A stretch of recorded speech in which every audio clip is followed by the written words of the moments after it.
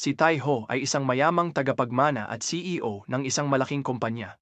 Si Minji naman ay isang simpleng sekretarya sa isang law firm na kilala sa palayaw na Post-it dahil sa kanyang pagiging masunurin at hindi marunong tumanggi sa mga kahilingan ng iba. Sa isang hindi inaasahang pangyayari, nagkakilala sila sa isang biyahe sa Macau. Dahil sa isang sabwatan, pareho silang nalasing at nagising na magkasama sa iisang kwarto.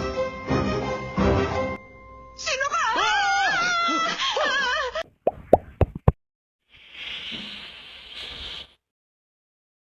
Nanatili ang babaeng ito sa estranghero ng isang gabi dahil napunta siya sa maling kwarto. Pagkatapos, naghiwalay sila ng maayos.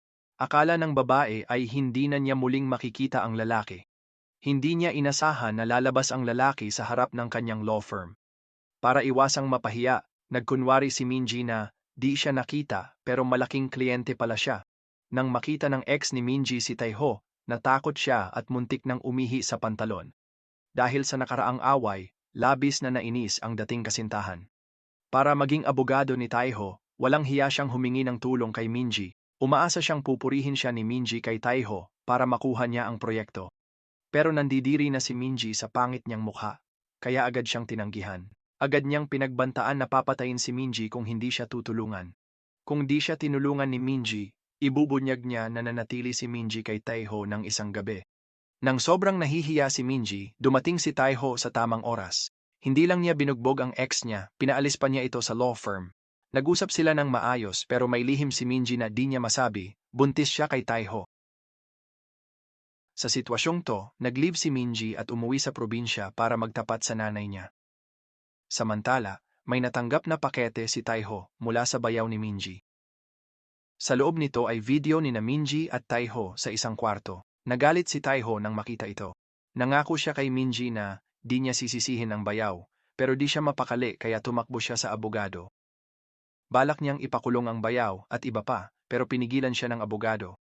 Kung gawin yon, mapaparusahan niya sila, pero maaakusahan ng pang-aapi ang kumpanya ni Taeho, kaya mas mabuting ayusin ito ng pribado. Pagkatapos marinig ang payo ng abogado, agad pumunta si Taeho sa bayan ni Minji. Doon siya nakipag-usap sa mga taga-isla para sa pagbili ng pabrika. Samantala, nang umuwi si Minji, gusto niyang sabihin sa nanay na buntis siya pero di niya magawa. Gabi na, narinig niya sa kapatid na di tiyak ang pregnancy test kaya kinabukasan nag-test ulit si Minji. Pero di niya alam na ngayon, malalaman ng buong pamilya na buntis siya. Nang malaman ng nanay, agad tinanong kung sino ang ama pero ayaw sabihin ni Minji. Pero nakita ito ng bayaw na gumawa ng malaking pagkakamali. Hihilahin na sana ni nanay si Minji para ipalaglag ang bata. Agad inihayag ng bayaw ko kung sino ang ama ng bata. Nang marinig yon, dinala niya agad si Minji kay Taeho. Noon, nakikihapunan si Taeho sa mga taga-isla. Nang malaman na may anak si Minji, nang hina si Taeho. Sa hiling ng ina ni Minji, sinabi ni Taeho sa lola ang balita. Sa galak na dumating, sobrang nasiyahan si lola, di alam gagawin. Nag-iisang anak si Taeho sa 9 henerasyon, kaya kinabukasan nakipagkita sila. Gabi na, ikinulong sila ng ina ni Minji sa bodega para di tumakas. Marami silang napag-usapan ng gabing iyon, napagkasunduan na di praktikal magpakasal kung walang pagtingin. Kinabukasan, pumunta si Minji sa ospital nang walang paalam. Nang makita ni Taeho ang sulat ni Minji, agad niyang tinawagan ang pamilya nito at tumakbo sa ospital para pigilan siya. Noon, sumasailalim si Minji sa pre-surgical check-up. Pagdating ni Taeho, narinig niya ang tibok ng puso ng sanggol. May halong damdamin siya, pero wala siyang lakas ng loob na pigilan si Minji sa desisyon nito. Kaya't si Taeho mismo ang naghatid kay Minji sa operating room. Habang naghihintay, tiningnan ni Taeho ang larawan ng fetus at nakaramdam ng maraming emosyon. Matapos ang matinding pakikipaglaban sa sarili, nakahanap ng tapang si Taeho. Tumakbo siya sa operating room at binuhat si Minji dahil di niya kaya patayin ang inosenteng sanggol. Ngunit di alam ni Taeho na nagsimula na pala ang kanilang pagsubok. Maya-maya, dumating ang pamilya sa ospital. Galit na galit sila sa biglaang pagkilos ng dalawa. Kinulit ng nanay ni Minji si Taeho kung ano ang susunod niyang gagawin. Nilinaw ni Taeho na ipapanganak nila ang sanggol. Akala ng nanay ni Minji magpapakasal si Taeho. Di niya alam, gusto lang nito itago ang bata. Galit na pinagalitan ng nanay si Taeho, pero pareho ang isip ni na Minji at Taeho. Para sa kanya, di dapat magpakasal ang dalawang taong walang pagtingin sa isa't isa. Habang nag-aabang ang dalawang pamilya, dumating ang mga taga-isla. Gusto nilang iligtas ang pabrika sa isla na binili ni Taiho. Nagmakaawa sila kina Minji at Taiho na magpakasal. Naantig ang puso ni Minji sa pakiusap ng mga taga-isla. Sinabi ng pamilya niya ang mga problema ng single mom. Pinilit nila si Minji magpakasal kay Taiho pero ayaw niyang masaktan ito. Si Taiho naman ay nag-iisip din ng mabuti. Pagkatapos mag-isip ng matagal, nilapitan niya si Minji. Sinabi ni Taiho na may mahal siyang iba pero ayaw niyang masaktan sila ng bata. Kung pumayag si Minji magpakasal, tatanggapin niya ito. Bago ang kasal, tinawagan ni Taiho ang kanyang kasintahan. Sasabihin niya ang lahat, pero nakita niya itong naghahanda sa entablado. Bago pa makapagsalita si Taiho, binabana nito ang tawag. Kaya pinakasalan niya si Minji nang may guilt, pero masaya ang mga taga-isla. Wala silang pakialam na aksidente lang ito para sa kanila. Hindi nagtagal, natapos na ang kasal. Paalis na si Taiho nang bigyan siya ng bayaw ni Minji ng produkto. Pagka-uwi, binasa ni Taiho ang manual. Nalaman niyang panglalaki ito na gagamitin sa gabi. Naalala niya ang ginawa ni Minji at natanto na hindi aksidente. Naisip ni Taiho na balak ito ni Minji, kaya nagalit siya. Maya-maya, lumipat na si Minji sa kanila. Isang araw, aksidenteng natuklasan niya ang isang lihim na silid. Dala ng kuryosidad, binuksan ni Minji ang projection sa silid. Sa loob nito ay video ng kanyang asawa at dating kasintahan. Nagkahalong damdamin si Minji nang makita ang video. Sa sandaling iyon, pumasok si Taiho. Nakita si Minji na nanonood, kaya pinagalitan siya ni Taiho. Pagkatapos, iniabot niya kay Minji ang isang dokumento. Hindi alam ni Minji na ito'y kasunduan ng diborsyo. Nakalagay doon na sa loob ng 10 buwan, kapag ipinanganak ang sanggol, automatiko silang magdediborsyo. Ang bata ay palalakihin ng pamilya, at babayaran ni Taiho si Minji ng $1 billion. Nalungkot si Minji sa kawalang pusong kilos ni Taiho. Sinabi niyang pumayag siyang magpakasal para sa anak at isla. Akala niya mapagkakatiwalaan si Taiho, ngunit hindi nakatanggap-tanggap ang kilos nito. Kaya luha sa mata, pinirmahan niya ang kasunduan. Ngunit kasabay nito, tinanggal ni Minji ang clause ng $1 bilyong kabayaran. Sinabi niyang hindi siya nagpakasal para sa pera at binigyan si Taiho ng kondisyong siya ang magpapalaki sa bata. Gayunman, ang mga kondisyon ni Minji ay masyadong mabigat para kay Taiho. Dahil hindi sila nagkasundo, malaki pa rin ang sama ng loob ni Taiho kay Minji. Kahit naghanda ang lola ng pajama para sa kanila, tinatanggal ito ni Taiho. Hindi lang yon, hindi niya pinatulog si Minji sa kama. Pinatulog niya si Minji sa sofa.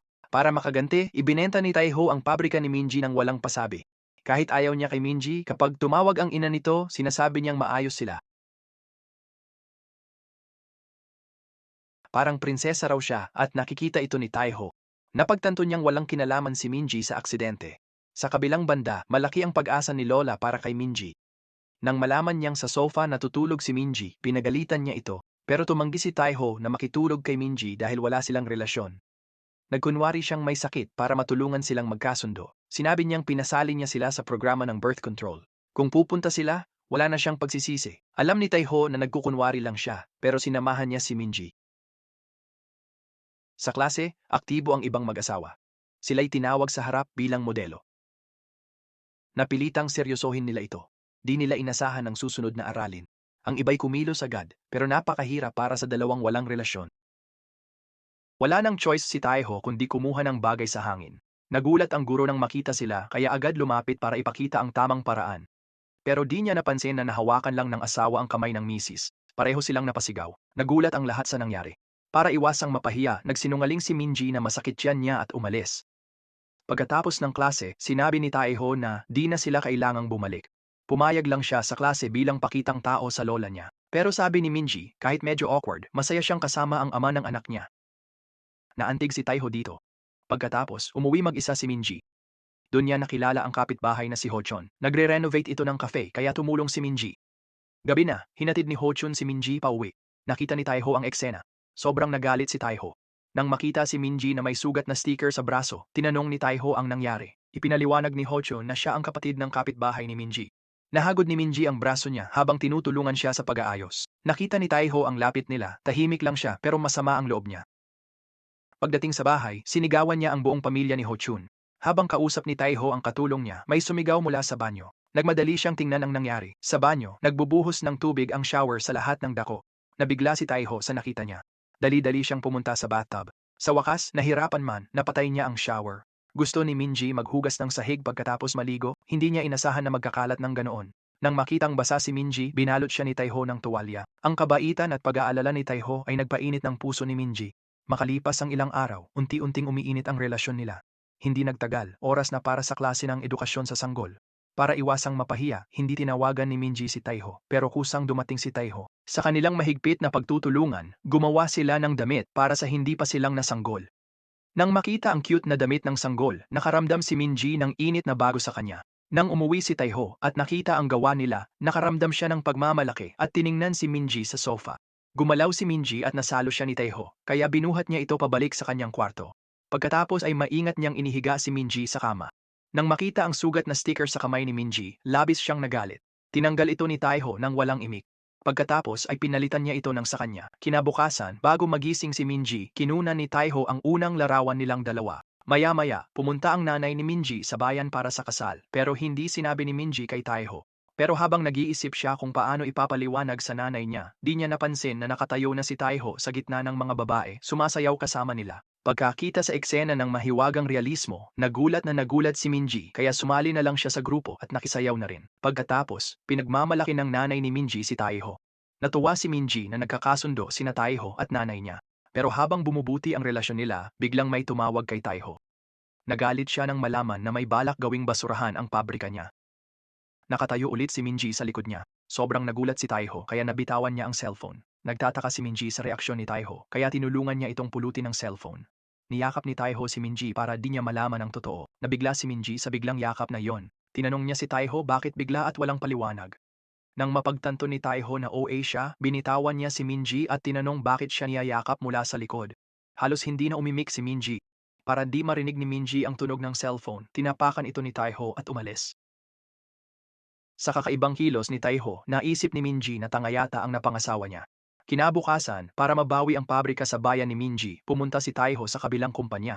Walang imik, pinahirapan niya sila. Tumalikod siya at sinampal ang kanyang assistant. Tapos, ipinakita niya ang matibay na desisyon na bawiin ang pabrika. Matapos ang taktika ni Taiho, pumayag ang kabilang kumpanya na sirain ang kontrata. Hindi niya alam na malapit nang malaman ito ng kanyang kapatid na si Jiho. Para magkagulo sina Taiho at Minji, anonymous na sinabi ni Jiho kay Minji na naging basurahan ang pabrika sa isla. Nalungkot ng todo si Minji nang malaman niya. Hindi niya matukoy kung anong klaseng tao si Taiho, kaya umiyak siya kay Ho Chen. Sa sandaling iyon, dumating si Taiho para makita si Minji. Gusto ni Ho Chen tulungan si Minji na subukan ang katapatan ni Taiho. Hinila niya si Minji sa kanyang mga bisig. Nang makitang nilabag ang kanyang karapatan bilang asawa, nakipagtalo si Lee Jae-man kay Ho Chen at umalis si Minji. Nalito si Taiho sa nangyari. Para pasayahin si Minji, umorder siya ng malaking cake, pero nag-impake si Minji. Pinagalitan niya si Taiho nang walang dahilan at umalis. Si Taiho, na hindi maintindihan ang nangyayari, ay labis na nainis. Kinain niya ang cake at sinabing malaya na siya. Pero sa totoo lang, nag-aalala siya kay Minji. Buong gabi, nakatitig si Taiho sa kanyang cellphone. Umaasa siyang magpapadala ng mensahe si Minji. Plano ni Minji bumalik sa bahay ng nanay niya, pero nakasalubong niya si Ho Chen. Hinikayat siya ni Ho Chen na huwag nang bumalik sa bahay ng kanyang ina. Samantala, kailangang magbayad si Taiho ng malaking halaga para sa paglabag sa kontrata. Nang malaman ito ng board, nagpasya silang tanggalin siya sa kanyang posisyon. Para malutas ang krisis, tinawag ni Taiho ang mga top designer sa mundo para tumulong. Pero di niya inasahan na ang designer na kinuha nila ay si Ho Chen. Sinabi ni Ho Chen na tumulong siya kay Taiho alang-alang kay Minji. Nang marinig ito ni Taiho, agad na napukaw ang kanyang pagnanais manalo at nagsimula siyang labanan si Ho Chen sa isip. Maya-maya, dumating ang pangalawang kapatid at bayaw para bisitahin si Minji. Para di makitang hiwalay sila natutulog, mabilis nilang inayos ang bahay. Pagkatapos, isinama nila ang mag-asawa sa paglilibot sa lungsod. Nalungkot si Minji nang makitang sobrang sweet ng mag-asawa. Sa huli, tinanong niya si Taiho bakit ibinenta niya ang pabrika sa basurahan. Gusto ni Taiho magpaliwanag, pero narinig ng asawa't kapatid. Nagalit sila at nakipag-away kay Taiho ng tahimik. Habang nag-aaway, biglang sumakit ang tiyan niya. Agad niyang hinawakan ang buhok ni Taiho. Sa gitna ng gulo, inamin ni Taiho na di niya ibinenta ang pabrika. Bigla siyang nanganak ng sanggol sa harap ng publiko. Mas malala, walang doktor sa barko, kaya tinawag ni Taiho ang pamilya. Isinara ang kurtina, gumawa ng operating table, at inilagay siya doon. Nang malaman na 20 minuto pa bago dumok, nagdesisyon si Taiho. Ginamit niya ang kurbata bilang hawakan para sa babae. Sinimulan niyang bilangin ang dalas ng mga contractions. Nang malapit na manganak, pinalakas ni Taiho ang loob niya. Isang eksena ng mahiwagang realismo ang nangyari. Bumagsak ang bayaw sa isang tingin, pero di naapektuhan si Taiho at agad sinabi kay Minji na suriin ang sanggol. Pagkatapos ng mahiwagang pagsisikap ng tatlo, ligtas na isinilang ang sanggol. Dumating ang pamilya sa ospital at nakita kung gaano kalusog ang sanggol. Pinuri nila ang kilos ni Taiho at natuto si Minji mula sa kanyang pamilya. Nagtayo rin si Taiho ng activity center sa kanyang bayan. Nakaramdam si Minji ng kakaibang saya at si Taiho naman ng hawak niya ang kanyang anak. Matapos ito, lalong lumalim ang nararamdaman ni Taiho para kay Minji. Naawa siya kay Minji at pinatulog ito sa kama habang siya naman ay sa sofa. Nang makita si Minji na nagbabasa ng kwento sa sanggol, sumali siya at umarte ng may magandang boses. Tinanggap na ni Taiho si Minji ng buong puso. Alam ni Minji na hiling lang yon, kaya nag-text siya kay Taiho na susundin niya ang kasunduan sa diborsyo.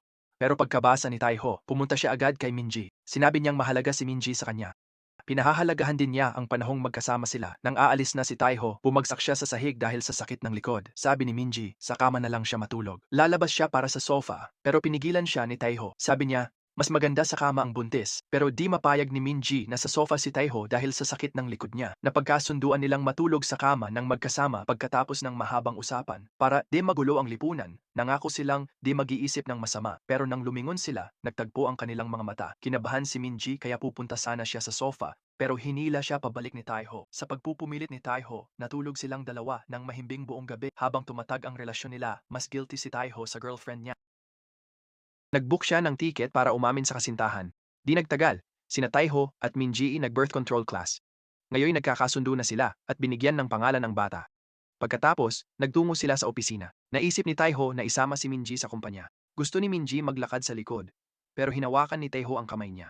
Agad naramdaman ni Minji ang saya ng pagiging asawa ng presidente. Pero pagdating sa opisina, nawala ang tuwa niya nang dumating ang girlfriend ni Taiho. Nakita niya si Jiwon na yakap si Taiho, mukhang masaya at matamis. Nahiya si Minji at aalis na sana, pero pinigilan siya ni Taiho. Sasabihin sana niya kay Jiwon ang totoo, pero pinigilan siya ni Minji. Nagpakilala siya bilang sekretarya ng lola ni Taiho, tapos tinawag niya si Taiho sa tabi. Sinabi niyang, wag mo na sabihin kay Jiwon ang tungkol sa kanila. Natatakot siya na baka hindi agad tanggapin ni Jiwon ang sitwasyon.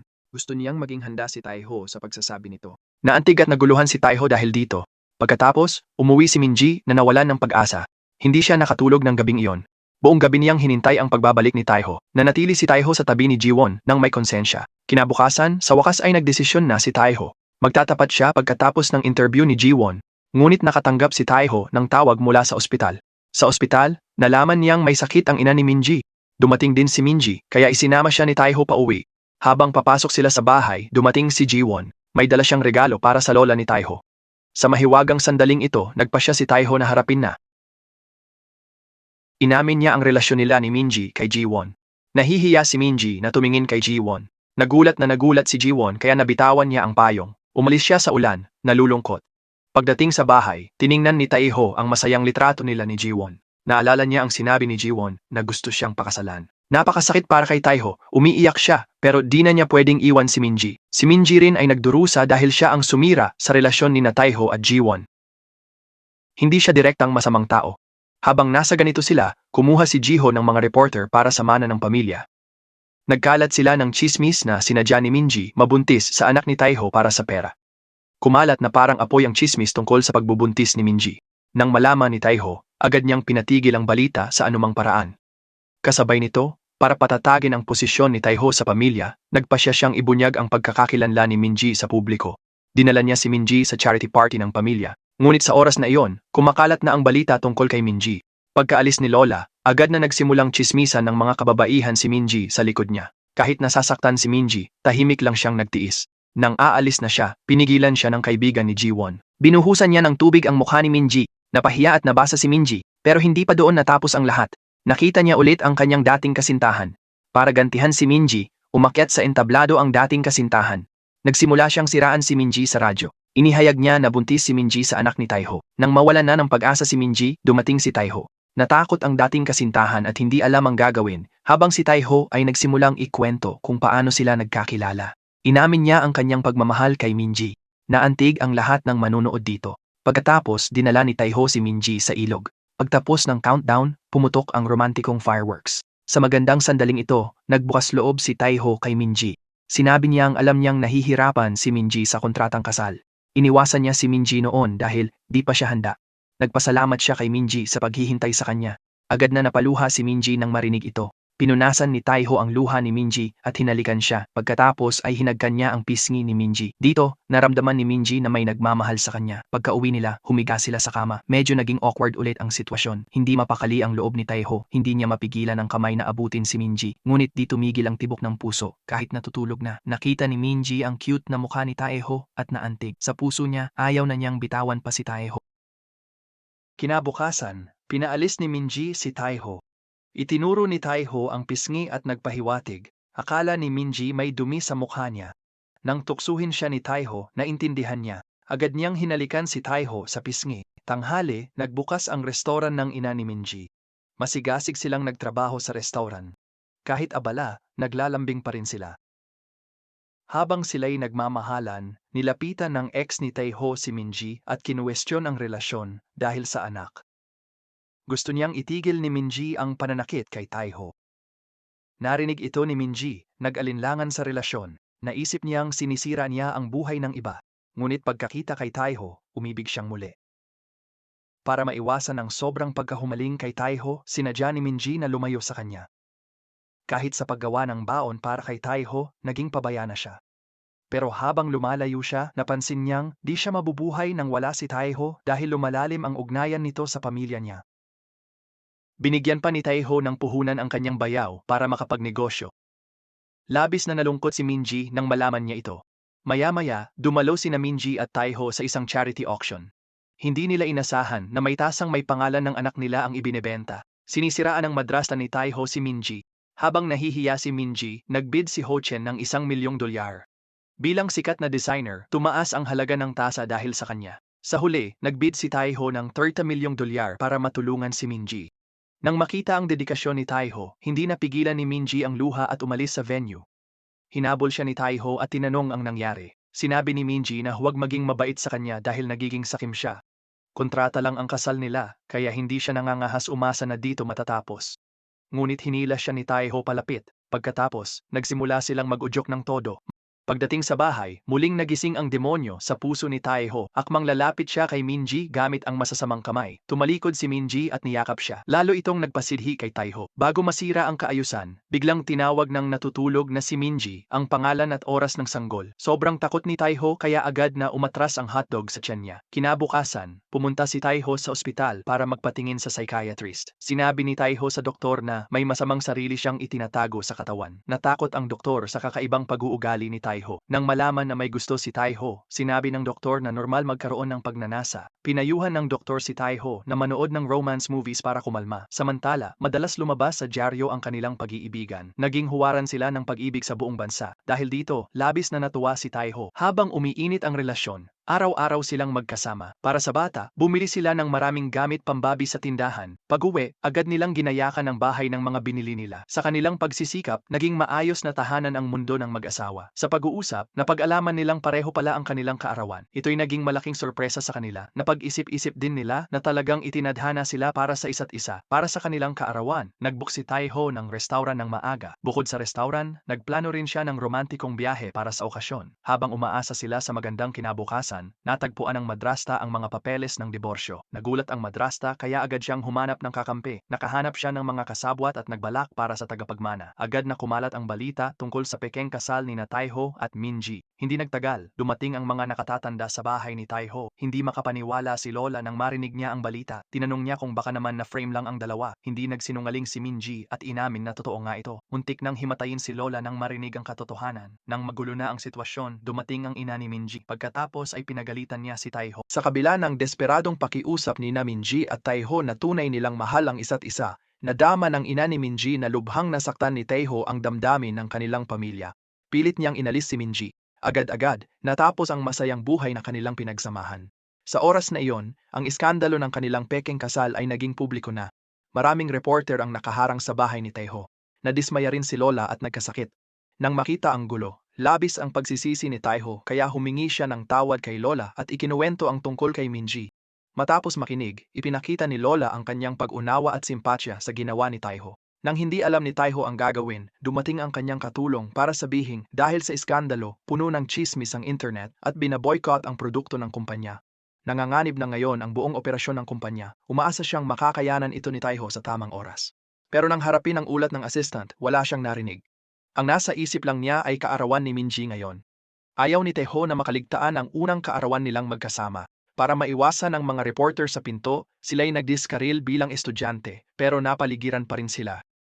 Kaya naman sinampal ni Taeho ng malakas ang kanyang mga tauhan. Natapos ang katawa-tawat malungkot na eksena at nagulat ang mga reporter. Sinamantala ni na Taeho at assistant niya ang pagkakataon para makatakas. Sa kabilang dako, pinakain ng bayaw ni Minji ng mamahaling pagkain ang mga reporter sa labas. Gusto sanang tumakas ni na Minji at Ajin sa gulo, naka-uniforme, pero di sila tinigilan ng mga reporter. Para lokohin ang mga reporter, nagtapat agad si Jihi kay Minji sa publiko. Pero di umubra ang planong to, kaya hinila na lang ni Ajin si Jihi at ginulo siya. Nagustuhan ng mga reporter ang biglaang eksena. Lahat sila'y nanonood sa kaguluhan. Nakaiskapo rin si Minji. Pumunta siya sa napagkasunduan nilang tagpuan. Masayang hinintay niya si Taeho, hindi alam na may nangyari sa kanya. Habang papunta si Taeho, nalaman ng assistant na may biglaang shareholder meeting. Balak nilang tanggalin si Taeho sa pwesto. Para maayos ang sitwasyon, nagbago ng direksyon ang assistant at nagmadaling pumunta sa kumpanya.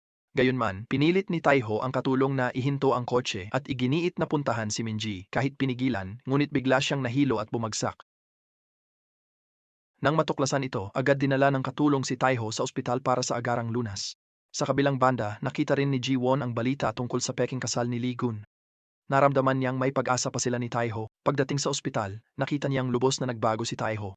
Hindi lang masigasig si Taeho kay Ji-won, may sinasabi rin siyang kakaibang mga bagay. Matapos ipaliwanag ng doktor, nalaman nilang genetic disease pala ito ng pamilya ni Taeho. May amnesia na siya ngayon at si Ji-won lang na kasintahan niya ang naaalala. Dahil dito, nalungkot at naginhawaan si Ji-won. Agad niyang niyakap ng mahigpit si Taeho. Si Minji, nang mabalita ang may sakit si Taeho, ay dali-daling pumunta sa ospital. Nang makita silang dalawang masaya, natulala siya sa gulat. Sumunod, lumapit si Taeho kay Minji, hawak ang kamay ng dating kasintahan. Hindi man lang siya tumingin, umaakting parang hindi magkakilala. Nasaktan si Minji, pero wala siyang magagawa. Kalaunan, sinabi ni Ji-won kay Minji na nawalan ng memorya si Taeho. Bilin ng doktor na huwag pilitin ang pagbabalik ng alaala, baka mas masira pa ang utak. Labis na nalungkot si Minji sa balitang ito.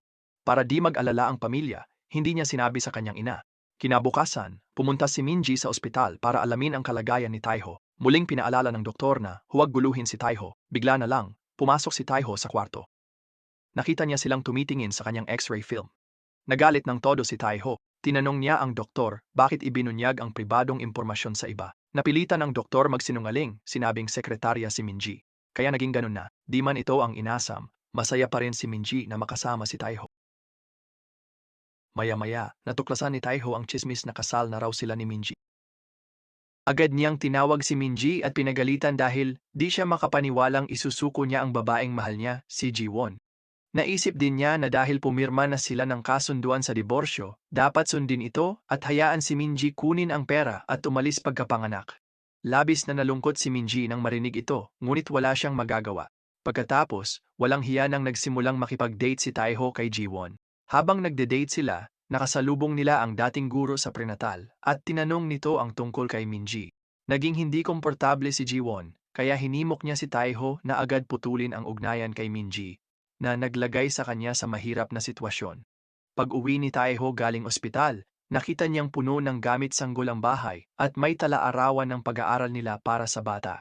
Nang makita ang mga piraso sa loob, napaluha si Taeho. Biglang bumalik sa isip niya ang pagkakilala at pag-ibig nila ni Minji. Sa sandaling iyon, naalala niya na si Minji pala ang taong lubos niyang minamahal. Agad-agad na nagmaneho si Taeho patungo sa bahay ni Minji. Gusto niyang umamin kay Minji, pero may naalala siyang importante, kaya umalis siya ulit. Kaagad, naghanap si Taeho ng doktor para itanong ang kanyang kalagayan. Nalaman niya na ang pagkawala ng memorya ay dahil sa sakit na namamana sa pamilya, at malamang mamatay siya sa edad 30 tulad ng mga ninuno niya. Nalungkot siya sa balita. Para hindi na magdulot ng sakit sa iba, hinanap niya si Ji-won at nakipaghiwalay. Pagkatapos, hiniling ni Taeho sa kanyang abogado na gawin ang kanyang huling habilin.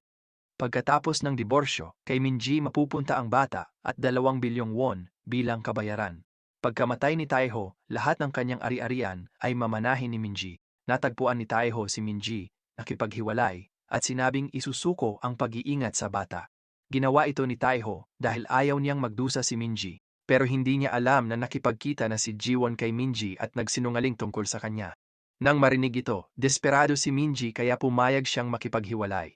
Pagkatapos ay pinaalis ni Taeho si Minji. Bago maghiwalay, maraming pampalakas loob na sinabi si Taeho kay Minji. Pag-alis ni Minji, napansin niyang pamilyarang mga salitang narinig niya kay Taeho. Bigla niyang napagtanto na nanumbalik na ang alaala ni Taeho. Dali-dali siyang hinabol, pero bigla, may kotse na bumangga sa kanya. Sa malakas na tunog ng banggaan, biglang napatingin si Taeho. Agad niyang dinala si Minji sa ospital para sa agarang lunas. Umiiyak si Taeho, nagmakaawa sa doktor. Si Minji naman, humihingi ng tulong para sa sanggol. Pagkatapos magsalita ni Minji, nawalan siya ng malay. Pinaalis ng doktor si Taeho at nagsagawa ng emergency surgery kay Minji. Nag-aalala si Taeho habang naghihintay sa labas ng operating room. Hindi nagtagal, sinabi ng doktor ang masamang balita. Dahil sa anesthesia, hindi na iligtas ang sanggol sa tiyan ni Minji. Agad na napaupo si Taeho sa upuan nang marinig ito. Ang kanyang puso'y puno na ng kawalan ng pag-asa. Tahimik siyang naghintay, umaasang magiging maayos si Minji. Maya-maya, nagising si Minji at agad tinanong ang tungkol sa sanggol. Sinabi lang ni Taeho na wala na ang sanggol. Labis na nalungkot si Minji nang marinig ito. Maya-maya, dumating ang ina ni Minji sa kwarto. Nang makita ang ina, nabalisa si Minji at muling nawalan ng malay. Naramdaman ni Taeho na kasalanan niya ito dahil sa kanyang genetic disease. Ngayon, gusto niyang ipagpalit ang buhay para sa anak. Ngunit ito'y isang imahinasyon lamang. Inaliw ni Lola si Taeho, nag-aalala na baka hindi niya ito kayanin. Hindi nagtagal, gumaling si Minji at nakalabas ng ospital. Tinanong niya si Taeho kung bakit nagkunwaring may amnesia siya. Sabi ni Taeho, may amnesia man o wala, ganun pa rin ang kalalabasan. Tinanong ni Minji, pwede ba nilang kalimutan lahat at magsimula ulit? Gayunpaman, alam ni Taeho na dahil sa genetic disease ng pamilya, malamang kaunti na lang ang oras niya. Kung patuloy siyang magdudulot ng sakit kay Minji, mas mabuting tapusin na ito ngayon. Kaya't malamig na tinanggihan ni Taeho si Minji. Pagkatapos ng diborsyo, pumunta si Minji sa bahay ni Taeho para mag-impake. Nang makita ang prenatal diary, biglang bumaha sa isip niya ang masasayang alaala nila ni Taeho. Sa sandaling iyon, hindi na mapigilan ni Minji ang kanyang kalungkutan. Tumulo ang luha niya nang walang tigil. Matapos mag-isip-isip, nagpaalam na siya sa kanyang lola. Dahil naranasan din ng lola ang sakit ng pagkawala ng asawa sa genetic disease, hinayaan niya si Minji. Pagkaalis ni Minji, binisita niya si Ho-chan. Para makalimot si Minji, iminungkahi ni Ho-chan na mag-aral siya ng sining sa Paris. Noon, ang buhay ni Minji ay palaging idinidikta ng iba. Para sa bagong buhay at paggaling ng puso, sinundan ni Minji si Ho-chan sa Paris. Nang mabalitaan, nagmadali si Taeho sa Paris para makita si Minji, pero hindi na niya naabutan. 3 taon ang lumipas, bumalik si Minji bilang sikat na pintor at nagkaroon ng eksibisyon sa bansa. Nagsimula rin siyang makipagrelasyon sa isang gwapong lalaki. Si Taeho naman ay nakipaglaban sa sakit at napagtagumpayan ang genetikong karamdaman. Nang magkita sila, nalaman ni Minji na kasama pa rin ni Taeho si Jiwon kahit hiwalay na sila. Nakita niyang malapit sina Taeho at Jiwon kaya medyo nalito si Minji sa kanyang nararamdaman. Hindi alam ni Minji na kaibigan lang si Jiwon kay Taeho at siya pa rin ang mahalaga. Mula nang umalis si Minji, lagi pa ring binibisita ni Taeho ang ina niya paminsan-minsan. Bukod sa pagpapakita ng paggalang sa magulang, gusto talaga ni Taeho malaman ang balita tungkol kay Minji. Hindi nagtagal, nalaman ni Taeho na bumalik si Minji sa kanyang bansa para magkaroon ng art exhibit. Natuwa si Taeho nang makitang naging magaling na tao si Minji. Para makita ulit si Minji, pumunta si Taeho sa exhibit kunwari may business trip. Gaya ng dati, nag-book siya ng kwarto 2006. Pero nagkamali ang staff at binigyan siya ng kwarto 2009. Nagkataon ang nasa kwarto 2006 ay walang iba kundi si Minji mismo. Magkatapat lang ang kanilang mga kwarto. Matapos mag-isip ng matagal sa hotel, nagpasya si Taeho at pumasok sa exhibit ng patago. Pero takot siyang harapin si Minji kaya tinangnan lang niya ito mula sa malayo. Habang nagtitingin-tingin, may nakita siyang painting na Longing, larawan ng dating anak nila. Labis itong nakaantig kay Taeho, kaya agad niyang tinawagan ng staff para bilhin ang painting. Ngunit hindi niya alam na ang painting ay nakadisplay bilang hindi ipinagbibiling item. Hindi rin inasahan ni Minji na mabilis itong mabebenta, kaya agad siyang tumawag sa buyer para mag-alok ng iba. Si Taeho, nang matanggap ang tawag, ay labis na nabahala. Mabilis niyang ibinaba ang telepono at nakipag-usap kay Minji sa text. Pagkalipas ng 3 taon, ang dating magkasintahan ay muling nagkakonekta sa espesyal na paraan. Nang gabing iyon, si Minji at mga kasamahan ay nagdiwang sa hapunan. Palihim na nagmamasid si Taiho mula sa gilid. Nang makitang malapit si Minji at Ho-chan, nagselos si Taiho. Ngunit may kasamahang nag-udyok sa dalawa na maghalikan.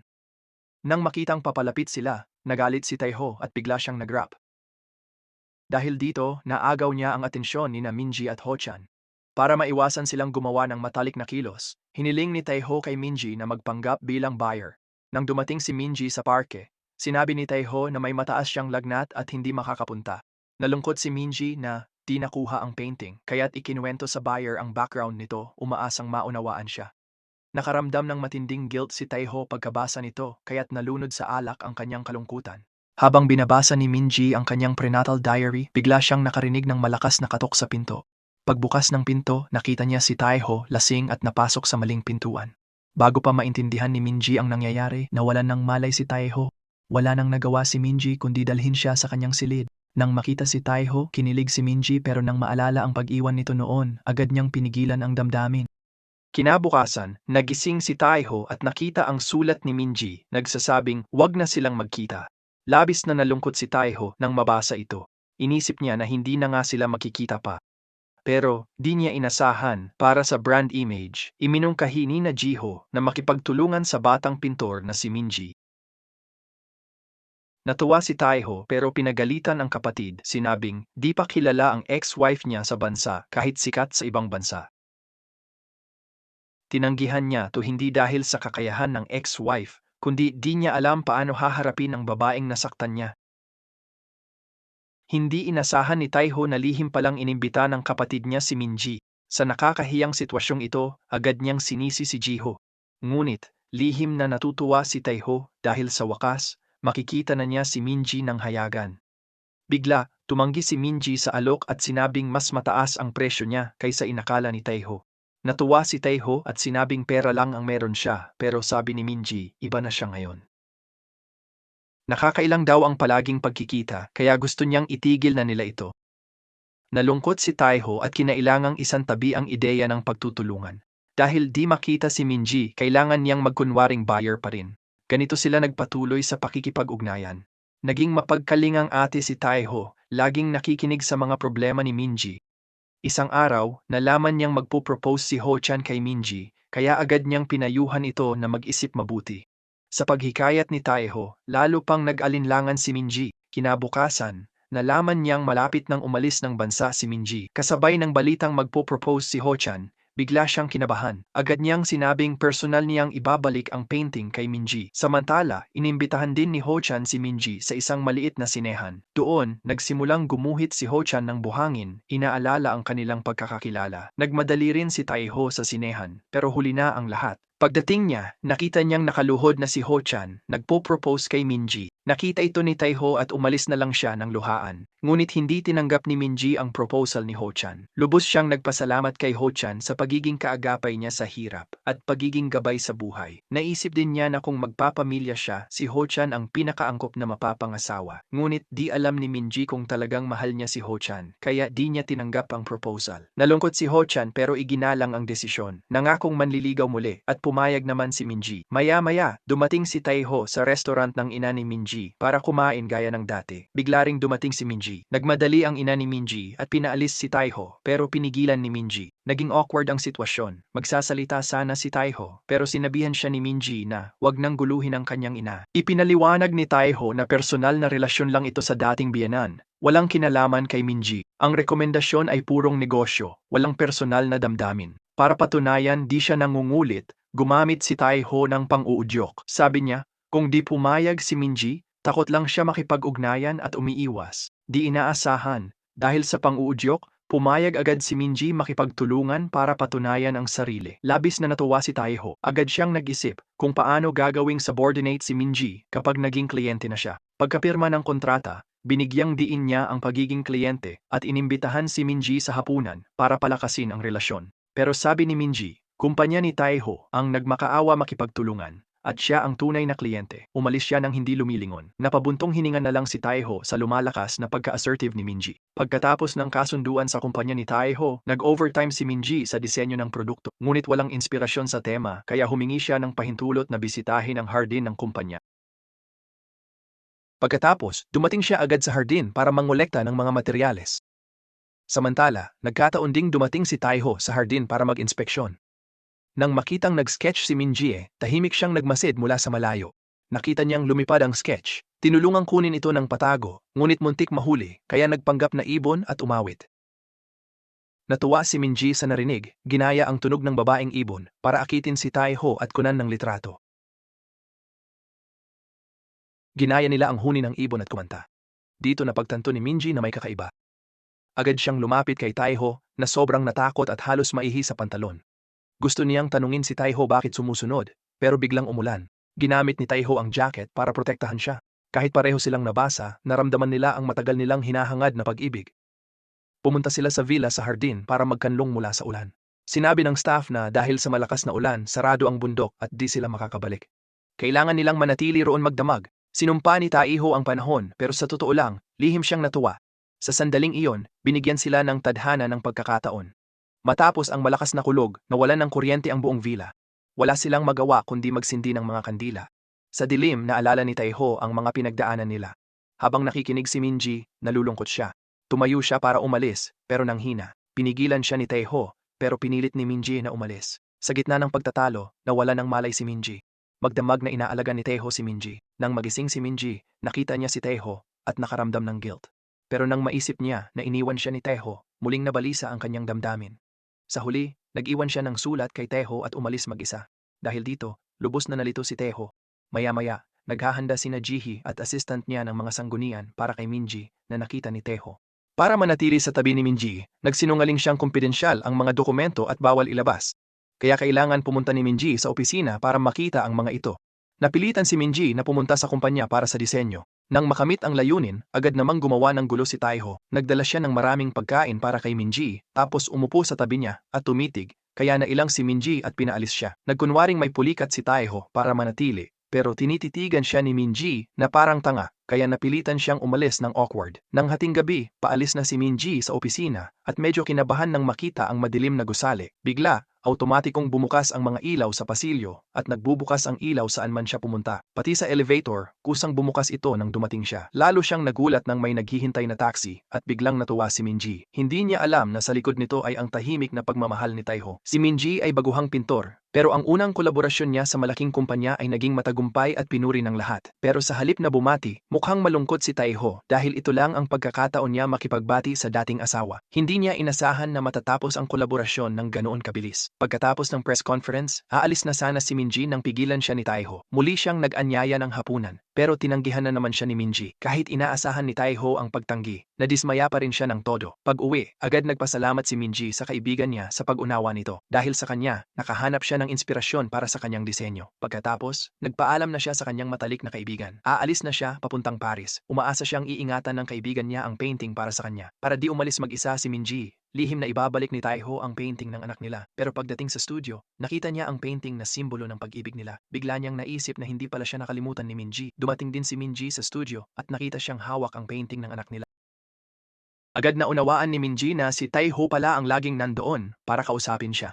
Dahil dito, galit na galit si Minji. Tinanong niya si Taiho kung bakit kailangan niyang pahirapan siya ng ganoon. Nang malaman ni Taiho na nasasaktan niya si Minji, nagpasya siyang bitawan na ito. Kaya sinabi niya kay Minji na ginawa niya lang iyon para sa katuwaan. Tinanong siya ni Minji kung totoo ang mga pampalakas loob na sinabi niya sa chat. Para hindi na isipin ni Minji ang nakaraan, sinabi ni Taiho na puro kasinungalingan iyon. Pinayuhan din niya si Minji na kalimutan na ang nakaraan.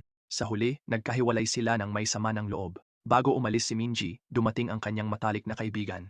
Akala ni Minji, si Taiho at Jiwon ay mag-on, pero nalaman niya kay Ajin na single pala si Taiho. Dahil dito, nakaramdam ng kakaiba si Minji. Maya-maya, bubuksan na sana ni Minji ang painting, pero may nakita siyang sulat mula kay Taiho sa loob, na may mga salitang pampalakas loob para sa kanya. Agad niyang tiningnan ang chat nila at inihambing ito sa sulat. Pagkabasa, nahirapang paniwalaan ni Minji na puro kasinungalingan lang ang mga sinabi ni Taiho. Kaya't muli niyang hinanap si Taiho at tinanong kung totoo ba ang mga sinabi niya sa chat. At ngayon, inulit ni Taiho na peke raw ang lahat. Hindi nakuha ang gustong sagot, malungkot na umalis si Minji.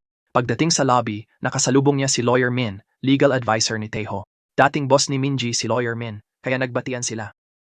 Nang malaman na babalik si Minji sa Paris, gustong ibunyag ni Lawyer Min ang sikreto ni Taiho, pero nagpigil siya.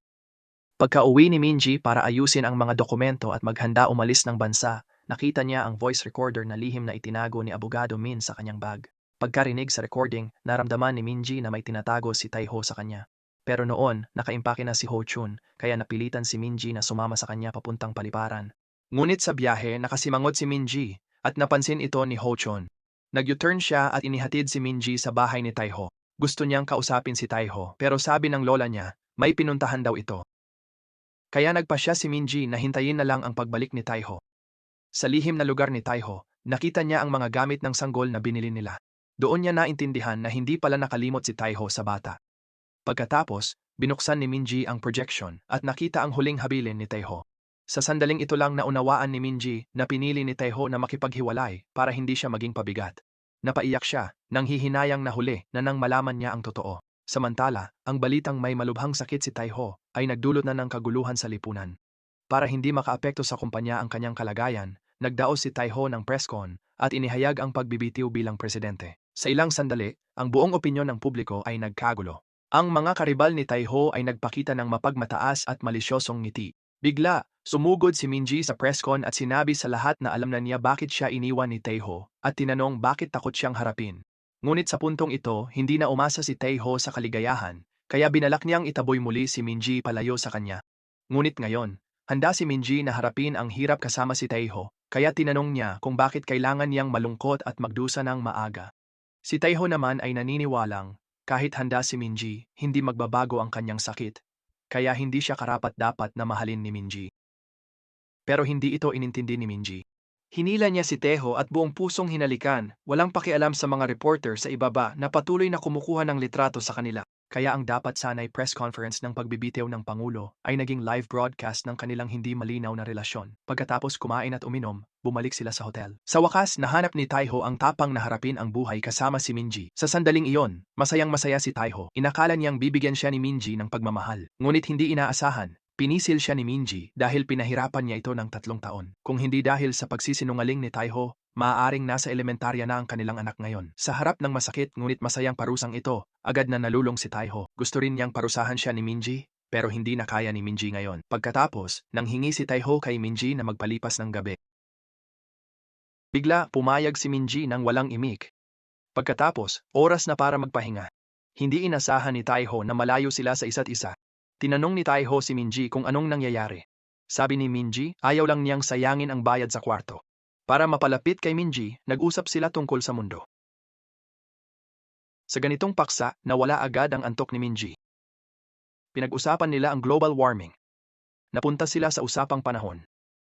Para sa tuyong hangin, nagpasya silang magbigay halumigmig.